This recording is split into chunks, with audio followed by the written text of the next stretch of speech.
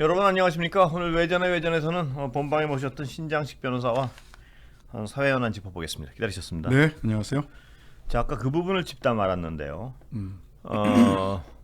검찰, 그러니까 정영학 변호사의 녹취록을 검찰은 처음부터 계속 확보하고 있었던 거 아니겠습니까? 주요 증거로 법원에 제출했어요. 재판 제출을 했죠? 과정에서. 예.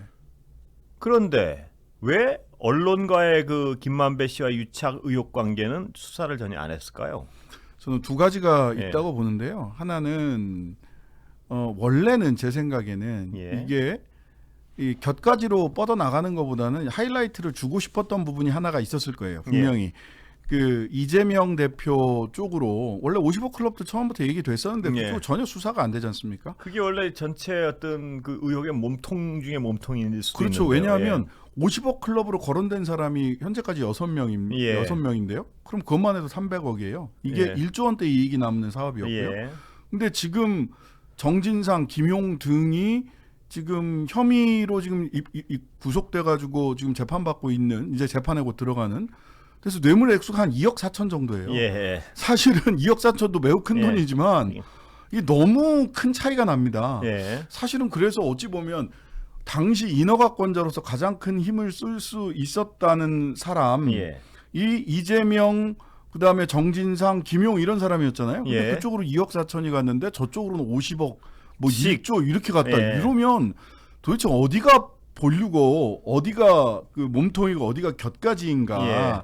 다시 한번 좀 판단을 해봐야 될 텐데 여튼 근데 집중적으로 그쪽에다가 지금 포커스를 맞춰서 지금 몇 년째 1년 반 넘게 지금 이재명 쪽으로 예. 포커스를 예. 맞춰 있으니까 다른 곳에 포커스가 그 하이라이트가 여러 군데 분산되면 안 된다라는 예. 게 하나가 있을 것 같고요. 두 번째는 언론, 그러니까 말하자면 사건 진행 중에도 캐비넷에다가 언론을 가지고 있는 것이지 예. 않았을까. 그래서 언론사들이 소위 하이라이트를 비추는 곳에 집중하지 않고 다른 곳으로 자꾸 관심을 돌리면 아 그래 그러면은 확실하게 관심을 돌릴 그러니까요. 것을 그 부분이 쳐주겠다. 이게 원래 그 아까도 그 사건 초기부터 네, 이재명 대표에 대한 의혹을 계속 여당과 검찰은 주장해 왔으니까요. 그 부분도 하나의 축이겠죠. 그러나 그 액수나 그걸로 보면 이쪽 어떤 대장동 50억 클럽이 굉장히 가장 큰 덩어리 아니겠습니까? 그쪽이? 가장 큰 덩어리죠. 예. 그리고 그 부분에 대해서는 근데 수사가 왜 안 이루어지냐고 아무리 지적을 해도 별로 진전이 없습니다. 거기 그러니까 박영수 전 특검 이름이 거론되고 하는 부분이요. 네, 맞습니다. 그런데 이제 언론의 이름은 그렇다면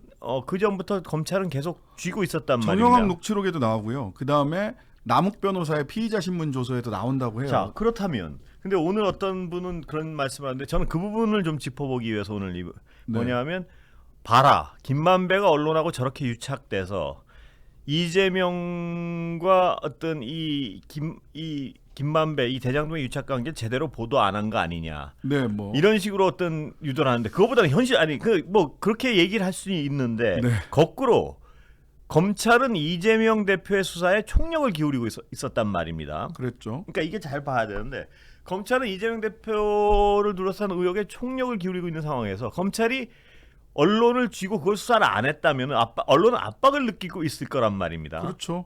분명히. 예. 왜냐 검찰의 언론 그 이름이 드러나는 그 사람들이 각자 언론사에서 꽤 중진들이니까. 법조팀의 예. 중견 기자들이었고요. 그렇다면 검찰의 의도는 지금 검찰의 초점은 이재명 대표를 둘러싼 수사에 굉장히 집중을 하고 있는데 검찰이 언론의 어떤 몇몇 언론에 목줄을 쥐고 있었다면은 그 언론은 검찰의 의도되었을까요? 아니면은 아니 그러니까 결과적으로 저는 이제 언론사까지 그 사실을 다 알았을까? 그거는 모르겠어요. 그건 모르겠죠. 그러나 네. 이제 그거는 모르겠으나 만약에 그 어떤 법조팀의 중견 기자들 연루된 그 기자들은 적어도 검찰의 의도대로 기사를 쓰기가 쉬웠겠죠. 당연하다고 보여요. 그 얘기를 더군다나 한번 짚어보고 싶었던 거예요. 예. 더군다나 그 이제 지적됐던 몇몇 분 중에 이름이 낯익은 분이 뭐 한겨레 신문 쪽도 낯익은 분이지만 채널 A 배혜림 법조팀장 이름이 너무 낯이 익어서 다시 한번 다 실명이 공개된 건가요? 실명 다 공개됐습니다. 그렇습니까? 예. 근데 이제 뭐 약소하게 명품 구두 정도 받으셨다고 하던데 그분은 근데 그분이 어떤 분이냐면 검언 유착 사건 있지 않습니까? 예. 채널 A 검언 예. 유착 사건 때 이거는 뭐 딴 데서 나온 게 아니라 채널 A 진상조사 보고서에 예. 나와 다 있는데 공개된 거죠, 그러니까. 예, 다 공개된 예. 겁니다. 예. 채널 A 진상조사 보고서에 보면 베헤린 법조팀장이 그 MBC 보도가 나온다라고 하는 날 새벽까지 대책회의를 막 합니다. 그 예. 이동재 전 기자하고 예. 대책회의를 하고 한동훈 당시 검사장한테 연락을 합니다. 예. 카카오 전화로 연락을 해서 예. 녹취 파일은 없습니다. 이런 그래서- 연락을 해주신 분이에요. 그분인가요? 예. 예. 당시 검언 유착 사건 때 채널 A 법조팀장이셨어요. 예. 예. 예. 그러니까 말을 하자면 그런 정도로 이 그 각 언론사까지는 뭐 사주가 알았느냐 몰랐느냐 그건 모르는 문제고 그건 전혀 다른 적어도 문제가 되겠죠. 예. 그 중견 기자들이 예. 소위 채널 A 베헤린 법조팀장을 비롯해서 그 중견 기자들이 기사의 향방을 좌지우지할 만한 정도의 자리에 있었던 건 매우 분명하다. 예. 그렇다면 그 부분을 바로 강조하고 싶은 건데 예. 지금 언론의 유착이 몇몇 언론인들과 이 유착이 드러나니까 그러니까 이 어떤 쪽에서는 거봐 이 언론들이 유착돼 가지고 김만배와 이재명의 관계를 숨기고 보도 안 한 거 아니야 아니, 이렇게 얘기를 정말, 하는데 아니 정말 그건 사실이 아니잖아요. 그러니까요. 그러니까 근데 상식적으로 생각했을 때 어떤 게 가능한지를 설명드리기 위해서 상식적으로 그럼 검찰이 지금 이재명 수사에 초점을 맞추고 있는데 아주 총력을 기울이고 있는데 그렇죠. 검찰이 기자들 이름을 쥐고 있단 말이에요. 그럼 그 이름이 이 약점이 잡혀 있는 기자들은 아무리 상식적으로 봐도 검찰이 원하는 데 쪽으로 기사 쓰기가 쉬웠겠죠. 그게 상식이겠죠. 당연한 것이 그게 이제 뭐 상식적인 거고 그다음에 이게 신호탄 같은 경고입니다. 예. 말하자면 정영학 녹취록이나 남욱 변호사의 피의자 신문조서에 나와 있다라고 이제 보도된 것들을 이렇게 살펴보면 예. 뭐 골프 치고 예. 100만 원씩 100만 원씩 용돈 받고, 주고 예. 이런 일들이 비일비재했다는 거 아니에요. 예. 만나면 뭐 한 500만 원씩 가져가서 다 돌리고 예. 오고 돌리고 오고 예. 그래서 뭐 만배형한테 밥 한 끼 안 얻어먹은 기자가 없다라는 법조팀에서는 법조 기자들은 이런 얘기가 이렇게 그 우스갯소리처럼 돌았는데 예. 그게 이게 뭐 지금 뭐 9억까지 올라갔어요. 예. 뭐 그러면 이게 그냥 선배 기자 돈 많은 선배 기자가 후배들 밥 사준 수준을 이미 넘어선 거 아니냐는 예. 거예요. 그렇다면 이제 전 두 가지 효과가 있다고 보는데요. 이걸 통해서 법조 기자들은 또 한 번 위축 효과를 받게 될 겁니다. 예. 칠링 이펙트가 나오는 거죠. 중견 기자들을 때렸어요 지금. 예. 그러면 같이 밥 먹고 같이 골프 치고 같이 용돈 받은 법조팀 기자들이 예. 앞으로 검찰 눈치를 보겠습니까? 안 예. 보겠습니까? 이거 다 지금 녹취록에 다 있다는데 하는 이런 소위 법조팀 기자, 법조 관련 기자들에게 칠링 이펙트가 의도든 의도하지 않았든 간에 그런 결과, 효과를 낼 게 너무 분명해 보여요. 물론 여기서 하나 꼭 지적하고 넘어가야 될 것은 법조팀에 있던 기자들 다 그런 것도 아니고 그렇죠. 그 어떤 어느 정도 규모인지는 아직까지 드러나지 않았고요. 예. 그러나 분명히 거기 어떤 꽤 몇몇 분들이 있었던 것도 몇몇 사람이 있었던 것도 분명한 것 같아요. 네. 근데 그들은 분명히 그 이름이 거론되는 분들은 분명하게 압박을 느꼈을 거예요. 이 검찰의 방향대로 기사를 써야 한다는 그렇죠. 그 개인적인. 그다음에 첫 번째는 그거고요. 또 한 가지 그 효과는 김만배 씨가 남욱 유동규와는 다른 진술을 계속 하고 있고 예. 남욱 유동규의 진술은 전부 다 만배형한테 들은 얘기다. 예. 라고 했기 때문에 전에도 뭐 몇 차례 말씀드렸습니다마는 전문 증거라서 말한 당사자인 김만배 씨가 부인하면 그게 확실한 거짓말이다. 김만배 씨가 한 얘기가라고 하는 정확한 물증이 나오지 않는 한 남욱 유동규의 말은 법정에서 유죄의 증거로 사용할 수가 없습니다. 아예. 예. 그러다 보니까 김만배 씨가 언론에 보도된 바에 따르면 야 내가 진술을 바꿔야 될라다. 이거 너무 심하게 압박이 들어오고 주변 사람들 막 다 구속되고 이러고 있지 않습니까? 예. 그러다 보니까 극단적 선택의 시도까지 뭐 그것에 대해서 뭐 평가도 다르긴 하겠습니다만은 그런 괴로움에 처해져 있는데 말하자면 언론사에 본인이 어쨌든 간에 오랫동안 한국일보 기자로 시작해서 네. 매일 김만배 씨 거기까지, 말씀이시죠? 김만배 씨. 예. 한 20-30년 기자 생활을 했는데 네. 기자 사회가 전부 다 자기를로부터 이렇게 다 떠나가게 될 예.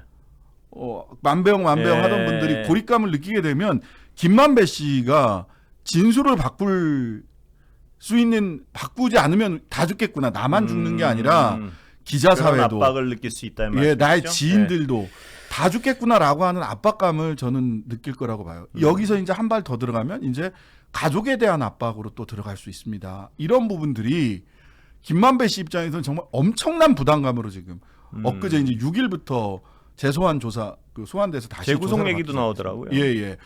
뭐 영장을 계속 치려고 하고 있었는데 지금은 이제 명분이 하나 더 늘었죠. 검찰 입장에서는 예. 그냥 바깥에 계속 두면 또 자해하거나 극단적 선택에 이를 수도 있기 때문에 우리가 김만배 씨를 생명을 보호하기 위해서라도 예. 구속을 해야 된다라고 하는 명분이 또 검찰 측에서는 분명히 그렇게 얘기를 할 겁니다. 아, 예. 그러니까 지금 왜냐하면 검찰로서는 김만배 진술, 왜냐하면 다른 건 다 진술을 변화했는데 그랬죠. 김만배의 그것도 근데 그 진술 변화가 굉장히 뭐랄까요? 극적이었습니다. 그리고 네. 근데 극적이고 하여튼 드라마틱하게 변했죠. 네, 그런데 그것이 뭐랄까요? 그 카드로 만든지 예, 모래성이죠. 예. 카드로 만든 일이죠. 카드로 만든 왜 그러냐 하면은 김만배 진술에 의존하기 예, 그렇습니다. 김만배에게 만배한테 들었다. 들었다예요. 예, 그러니까. 근데 이 말한 사람이 그걸 부인하면 법적으로 정말 허물어지는 거 아니에요. 네. 그러니까 김만배의 진술이 가장 중요하겠군요. 그렇습니다. 검찰로서는. 예. 예. 근데 김만배가 진술을 안 바꾸고 있거든요. 예. 특히 천화동인 1호 이게 이제 관건인데 여기에 대해서 428억인가요? 400억 원을 그 이재명의 노후 자금, 뭐 정치 자금 이런 걸로 약속을 했다라고 남욱 유동규가 입을 맞춘 듯이 진술을 바꿨지 예. 않습니까? 근데 김만배는 계속해서 네. 김만배 씨는 그 무슨 소리야? 이건 내 거다. 무슨 왜, 뭐 이게 왜 김만배 진술이 중요한가가 거기에 딱 걸려 있는 겁니다. 거기에 나머지 부분은 무슨 뭐 정치자금법 위반 뇌물 이런 걸로 정진상 유동규 이런 분들이 그 김용 이런 분들이 이렇게 들어갔는데 예. 근데 그게 가사 설령 정진상이나 김용에게 흘러갔는지도 아직 진술밖에 없는 거고 그렇죠. 예. 만약 흘러갔다고 하더라도 그 돈이 이재명 대표에게까지 흘러갔느냐에 대해서는 또 진술도 없어요. 예. 진술도 없어요. 예. 그러니까 이제 428억을 내가 이재명한테 약속을 했다라고 얘기하는 김만배 씨의 진술이 나올 거냐. 예. 이게 이제 검찰에서는 계속해서 주목하고 있는 것이고 언론도 이렇게 보면 예. 법조계는 김 씨가 극단적 선택을 시도한 후 심경 변화를 겪고 검찰 수사에 적극 협조하는 태도로 바뀔지 예의주시하고 있다. 이게 도대체 이런 기사들이 전부 다 어디 발인가? 누가 이렇게 예의주시하나? 지금까지 일관되게 진술을 유지하고 있는데 바꿔라 부추기고 있는 거 아닌가? 네. 근데 언론에서도 이렇게 제가 아까 성남 FC 건하고 그다음에 김만배 요건을 가지고 언론 검색을 오늘 오전에 쭉 다 했어요. 했는데 제3자 뇌물과 관련해서도 마치 성립된 것처럼 성립 가능성이 매우 높다라고 하는 쪽으로 기사를 쓴 게 80-90% 이상입니다. 제3자 뇌물은 제가 어떤 변호사 이렇게 여러분들 모시고 제가 늘 하면 그건 진짜 궁금해요. 어떻게 죄가 되는지. 그게 그러니까 제 상식에 있어서는 그 어느 부분이 죄가 되는지를 아직도 잘 이해를 못 하고 있어요, 사실. 그래서 제가 이해하는 범위에서는 기업들은 성남 FC라는 축구단, 시민 축구단에 후원을 했고, 광고비입니다. 예, 광고비로 후원을 했고, 그것도 적법하게 쓰였어요, 그 용도대로 그거는. 맞습니다. 그리고 이 시는 그 관련 기업들 여러 기업들한테 인허가를 했어요. 당연히 인허가를 해야 사업을 할 때 유치할 수 있고 사업을 할 때는 인허가를 하겠죠. 예. 그런데 여기 광고를 후원한 기업이 인허가를 여기서 인허가를 해줬다는 이유만으로 제3자 뇌물죄. 저 이런 논리로밖에는 잘 해석이 안 돼서요. 아무리 봐도. 네, 맞습니다. 왜냐하면 인허가 자체의 불법성도 아직 드러나지 않았고. 그다음에 후원 자체에서 그 후원금이 엉뚱하게 쓰였다는 것도 아무것도 드러나는 게 없는데 전체가 엮이면 제3자 뇌물죄다. 저는 이런 논리로밖에 제가 이해를 못해서 제가 이해를 못하는 부분이 있는지 모르겠는데. 아닙니다. 사실 그게 좀 핵심적이고요. 그냥 법리를 가지고 굉장히 복잡하게 막 이야기를 하는데 다만 이게 이제 돈이 이 부분은 제3자 뇌물죄와 뇌물죄가 구분되는 거는 이재명 내지는 뭐 경제적 공동체 쪽으로 돈이 흘러가지 않았어도 그 성립은 될 수 있어요. 예.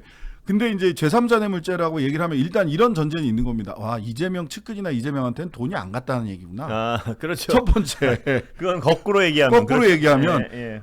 돈이 갔다는 게 있었으면 직접 뇌물죄를 그렇죠. 적용을 하죠. 제3자 뇌물죄라는 건 일단 직접 간 건 못 없다. 찾았 없구나. 못 찾았구나. 검찰은 네. 일단. 직접 그럼- 돈이 간 건 없구나. 예. 라고 하는 건 하나. 그러니까 제3자가 이제 붙어버린 건 예, 분명한 그래서, 팩트고요. 예. 근데 이제 아까 말씀드린 대로 그럼에도 불구하고 그러면 대가성과 부정한 청탁의 합의가 있었느냐. 예.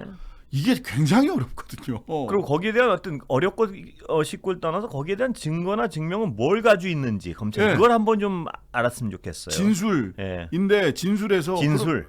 진술하고 없던 물증이라고 진술이 나왔던 게 그것도 진술이. 예. 윤희근 경찰청장이 했던 얘기 왜 그때는 무혐의 경찰에서 무혐의 예. 처분을 했는데 이제 와서는 이게 뭐가 달라진 상황이 뭐냐라고 했더니 윤희근 경찰청장이 두 가지를 얘기했어요. 국회에 나와서 하나는 진술이 변경됐다. 하나는 압수수색으로 물증이 더 나왔다. 예. 나온 물증이 뭐냐? 네. 공문이 있었다. 예. 두산에서 보낸 공문이 있었다. 예. 근데 그거는 이전에도 있었던 물증인데. 그건 기소의 자료가 이전에 아니었단 말이죠. 예, 그러니까 이거는 그 유죄 증거로 사용되지 않았었는데 같은 물증이 달라진 거죠. 이번에는 자료로 사용했단 말이죠. 자료를 사용했다라고 하는 거고, 그 다음에 진술이 바뀌었다라고 하는데, 그럼 진술이 바뀌었다면 나는 압박을 느꼈다 내지는 분명히 이걸 대가성을 서로 묵시적인 청탁과 대가성을 서로 마음으로 용인했다. 나는 그렇게 느꼈다. 뭐 이런 정도 얘기일 거예요.